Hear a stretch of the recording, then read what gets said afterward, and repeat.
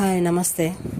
చాలామంది కాల్ చేసి అడుగుతున్నారు, హెల్త్ పాలసీ తీసుకుంటే మంచిదేనా, ఎంత పాలసీ తీసుకుంటే మంచిది, ఏ పాలసీ తీసుకోవాలి, సరే ఇలా అడుగుతున్నారు. ఇప్పుడు నేను చెప్పొచ్చేది ఏంటంటే, ఇప్పుడు సామాన్యంగా వచ్చేటువంటి కంప్లైంట్స్ జ్వరం వలనో ఇంకోటనో అవి పక్కన పెడితే, ఇప్పుడు ఈ మధ్య క్రొత్తగా ప్రతి ఒక్కరిని ఏ కుటుంబాన్ని కదిలించిన లివర్ మార్పిడి జరిగింది, కిడ్నీ మార్పిడి చేయించుకున్నారు మా వాళ్ళు అని ఇలాంటి సమాధానాలు వినాల్సి వస్తుంది క్రొత్తగా. వీటన్నిటికీ మరి ఖచ్చితంగా ఆస్తులు అమ్ముకోలేం కాబట్టి అమ్ముకోవాలి అంటే ఉండాలి కదా. ఇప్పుడు లివర్ మార్పిడి మనం చేయించుకోవాలన్నా, కిడ్నీ మార్పిడి మనం చేయించుకోవాలన్నా చాలా ఖర్చుతో కూడుకున్న పని. దీనికి 30-40 లక్షల పైనే ఖర్చు అవుతుంది. ఇది కాక మనకి ఇచ్చేటువంటి దాత మనకి లివర్ ఏదైతే ప్రాబ్లం వచ్చిందో, కిడ్నీ ఏదైతే ప్రాబ్లం వచ్చిందో, మనకి సూట్ అయ్యేటువంటి ఆర్గాన్ ఇచ్చేటువంటి అతన్ని డోనర్ అంటాము. ఆ డోనర్కి అయ్యేటువంటి ఖర్చు కూడా ఈ మన హెల్త్ పాలసీలో చక్కగా ఉపయోగపడుతుంది. మరి ఇలాంటి వాటన్నిటికీ కూడా దాదాపు 50 లక్షల పైన ఖర్చు అయ్యేటువంటి వాటికి ఎంత పాలసీ తీసుకోవాలి అని అంటే ఇంకా నేనేం చెప్పాలి మీకు. మినిమం ఒక 1 crore పాలసీ కనుక తీసుకుంటే మనం కాస్త మనశ్శాంతిగా ఉండొచ్చు అని నా అభిప్రాయం.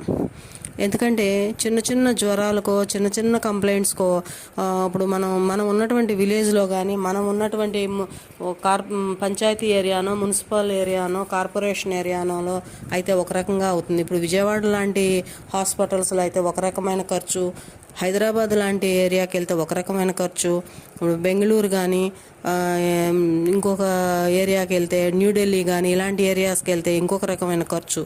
అంటే ఖర్చులో పెరుగుదలే కానీ తగ్గుదల ఉండదు. కాబట్టి మనకి మంచి వైద్యం కావాలి అంటే దూరపు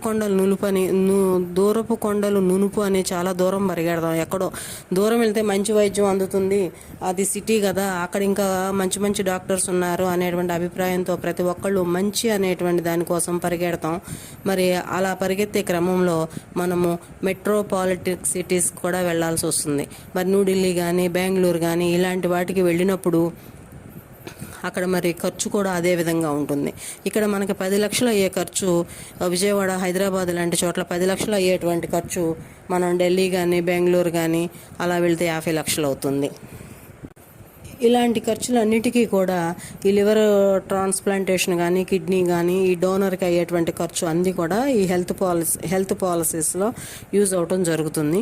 దీనికి మరి మనం మినిమం ఒక 1 crore పాలసీ తీసుకుంటే కాస్త మనశ్శాంతిగా ఉండొచ్చు. ఇవే కాకుండా లేడీస్కి డెలివరీ ఛార్జెస్కి కూడా ఇవి వర్తిస్తాయి. ఈ 1 crore పాలసీ తీసుకున్నట్లయితే మినిమం ఫర్ డే 20,000 రూమ్ రెంటే ఇస్తారు. అంటే మనము బెంగళూరు కానీ, న్యూఢిల్లీ కానీ ఎలాంటి పరిసరాలకు వెళ్ళినా కూడా హ్యాపీగా సూట్ రూమ్లో మనం వైద్యాన్ని తీసుకోవచ్చు.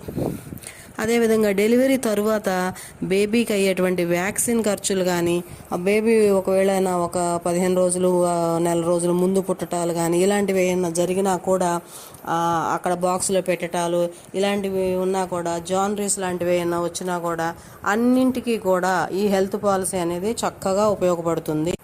అంతేకాకుండా ఇప్పుడు మనము ఈ యొక్క హెల్త్ పాలసీ కోసం ఖర్చు పెట్టేటువంటి 30,000, 40,000 సంవత్సరానికి పెట్టేటువంటి ఖర్చు మనం రిటర్న్స్ ఫైల్ చేసుకునే వాళ్ళకైతే సెక్షన్ 80D క్రింద 25,000 రూపాయలు మనకి ట్యాక్స్ రిటర్న్ వచ్చేస్తాయి.